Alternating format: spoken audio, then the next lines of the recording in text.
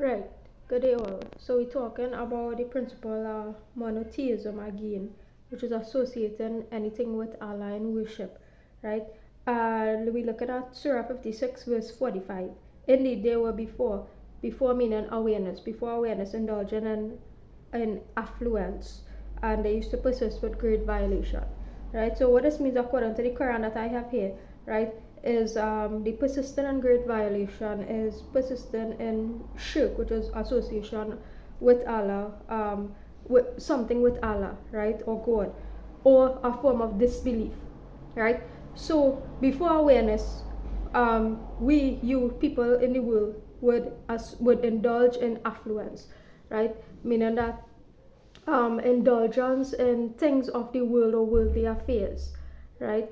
And now that you awaken or you're on a different journey, or I am on a different journey, you are on a different journey, right? We are on a path to detachment, which is letting go of material things, letting go of things of the world, I mean, and not being attached. Now, let me make it clear that there's a difference between things that you use, right? Material things that you use. For example, you work hard, you earn something, you build a small space for yourself. You work hard, you purchase a vehicle, right? And you use this vehicle to conduct your day-to-day affairs. Now, that's a difference between operating within the material world and being attached to it, right? So people, let's not mix up these things, right? Because you can use things for your day-to-day affairs, use things for your day-to-day conduct of business, right? Your vehicle, even your limbs, your legs, your hands, that which God has blessed you with inherently, right? For those who have those faculties of health, still, you're walking, you're being able to drive a car, you're being able to ride a bicycle, movement on the whole, right? God has blessed us with, right? So there's a difference between, say, you're using a vehicle to conduct your day-to-day affairs and to help others as well and so on, and from being attached to it, right? From being attached, right? So let's just get that clear, right?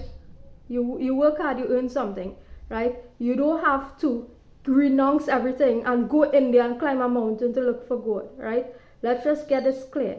You do not have to renounce the world, go in a mountain or go in a forest in India, right? Or Africa, wherever, right? Or England or wherever, right? And seek God and look for God, or Hajj, right? You don't have to do any of these pilgrimage things, right? Or sit and tapas your position for 10 years in penance, right? In the name of seeking God or seeking something, right?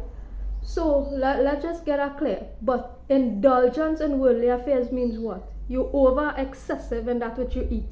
You're excessive in terms of you need to have, you have a drive, you be an impulse to have sex, impulse for lust, impulse to play carnival, impulse to get naked and go gyrating on the street, impulse, right?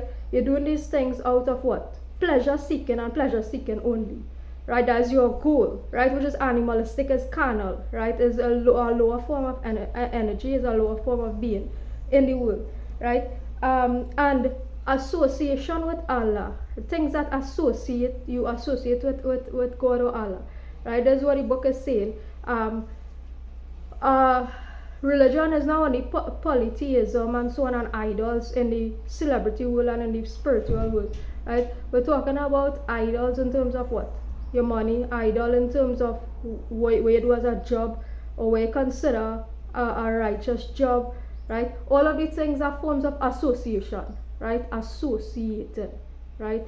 So detaching from all these things in the sense of, hey, nothing is wrong with having a job, right? You need a job to sustain yourself and whatever in the day-to-day affairs, right? But the point is to, hey, your drive for money making, right, goes overboard, right? That is what the problem sets in, right? You have a business, you want to expand.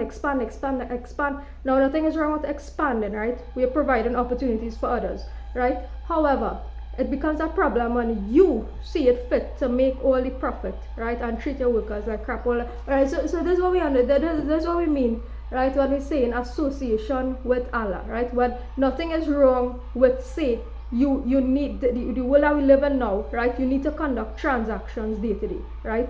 So money is used for that for the time being that we are in this world, right? However, your excessive drive in seeking these things, when it replaces God. Same thing with technology, right? Your excessive drive and seeking, right? Seeking that which you're trying to make humans immortal through technology, right? All of these things is the shirk to the highest degree, right? So shirk is not only say you're doing arti or worshiping puja, you're doing puja for a deity or idol. That's a lower form of shirk in terms of association with Allah, right? The bigger and more dangerous forms of shirk is what's going on now with AI technology. You're trying to make humans immortal, right? We are not immortal beings, right? That is the primary teaching, and the primary teaching is that one day you will die, right? So this is the highest, actually, more than idol worshiping, more than doing arti over idol, or sitting and saying prayers, or throwing jal, right, or offering of flowers to this stuff, right? The bigger shirk is what's happening now in the technological realm, right? Trying to make humans immortal via technology, all these things. This is the bigger form of shirk, right? Which is the world that we're living in, right? So we're here to dismantle all them things and to say, hey, watch where the world is going, right? Watch where the world is going with regard to those activities that people are engaging, and we're asking people to speak up about the things that has been happening at that level, right? Whistleblow, right? If you're in a position and you know that these things are going on, right? Evils that are taking place in the world, right? You use your faculty that God has given you, and your speech has power, in order to make a change with regard to where the world is going with those sort of activities, right? So we'll pick up with this conversation, still discussing monotheism, right? This is all tied into the conversation of monotheism. And this is why the conversation on monotheism is so important, because it incorporates all them things, right? Detaching from any other thing, right? Or excessive thing, or wrong things that people associate with God, right? We are not immortal beings. One day I will die, one day you will die, right? From death unto immortality. That is why we are leaving that prayer, right? We are leaving that prayer because we are dying, right? So that prayer, that prayer that come out of certain scripture, that's all, like, we are seeking immortality. We are not seeking immortality, right? To Allah is the final meaning, to Allah is the final destination, meaning to death is the final destination, right? So we'll pick up with this conversation tomorrow.